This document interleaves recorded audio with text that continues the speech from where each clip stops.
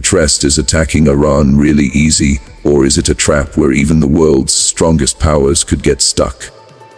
Friends, when we think about global superpowers, a certain image instantly forms in our minds: advanced weapons, highly trained armies, cutting-edge technology, and a confidence that echoes in every decision they make. That's exactly why many people ask a seemingly simple question: if the United States and Israel are so powerful, why don't they just enter Iran and defeat it directly? On the surface, it sounds straightforward, but beneath that question lies a reality that is far more complex, deeper, and dangerously unpredictable. To truly understand Iran, it's not enough to look at its military strength alone. You have to understand the land it stands on. This is a country that has, for centuries, tested every force that dared to enter it. It is not just a battlefield between armies, it is a confrontation between human ambition and the raw power of nature itself. Iran's geography acts like a silent enemy, one that cannot be seen, yet steadily drains, exhausts, and weakens any invading force over time. The moment any army moves toward Iran, it faces its first and most formidable barrier: mountains that rise like unbreakable walls. The Zagros and Alborz ranges are not just collections of rock, they are natural fortresses. Hidden pathways, narrow passes, and elevated positions give defenders a massive strategic advantage. An invading army doesn't just have to cross these mountains, it must do so under constant threat. Every step becomes uncertain, every movement becomes slower. Supply lines stretch thin, and control begins to slip. Momentum fades, and with it, confidence. And even if a force somehow manages to cross these mountains, the real test is only beginning. Iran's vast deserts present another silent but deadly challenge. These are lands where water is scarce, shelter is rare, and survival itself becomes a daily struggle. The heat is relentless, the air is dry, and the distances are punishing. In such conditions, water becomes more valuable than ammunition, and every step forward feels heavier than the last. Fatigue builds, not just in the body, but in the mind. But Iran's strength is not just in its terrain.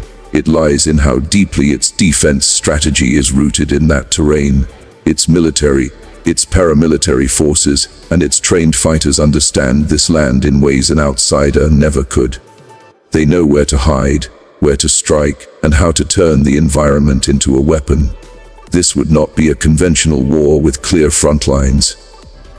It would be a conflict where every mountain, every street, and every shadow could become a threat. Then comes the human element, something no technology can fully overpower. Wars are not won by weapons alone, they are driven by willpower. There is a deep connection between the people of Iran and their land, a sense of identity, pride, and belonging that fuels resilience. When people fight for their homes, their future, and their survival, they transform into something far stronger than just soldiers. They become a force that is incredibly difficult to break. Modern warfare has also evolved far beyond the battlefield. Today, conflicts ripple through economies, politics, and global stability. A direct war with Iran wouldn't stay contained within its borders, it could shake the entire world. Oil prices could surge, global trade could be disrupted, and regional stability could collapse. What begins as a military decision can quickly spiral into a global crisis. There is another critical reality that cannot be ignored. Conquering a country and controlling it are two completely different challenges. Even if an army manages to enter parts of Iran, can it truly control the entire nation? Can it maintain order across its cities, mountains, and remote regions? History repeatedly shows that what seems achievable at first often turns into a long and exhausting struggle. Winning territory is one thing, holding it is something else entirely. Then there's the psychological toll. Long wars don't just drain physical strength, they erode mental endurance. Soldiers fighting for months or years in unfamiliar terrain begin to lose focus, energy, and morale. Over time, even the most powerful forces can weaken. This is where the balance of war begins to shift, quietly but decisively. When you step back and look at the bigger picture, it becomes clear that a direct ground war against Iran is not just a military gamble, it's a multidimensional risk. Every step forward carries uncertainty. Every move opens the door to new challenges. Every moment increases the stakes. All of this leads to a fundamental truth: power is not just about weapons, it's about wisdom. Sometimes, the greatest strength lies in choosing not to start a war at all. Because there are conflicts that are not fought to be won, but ones that can consume those who enter them.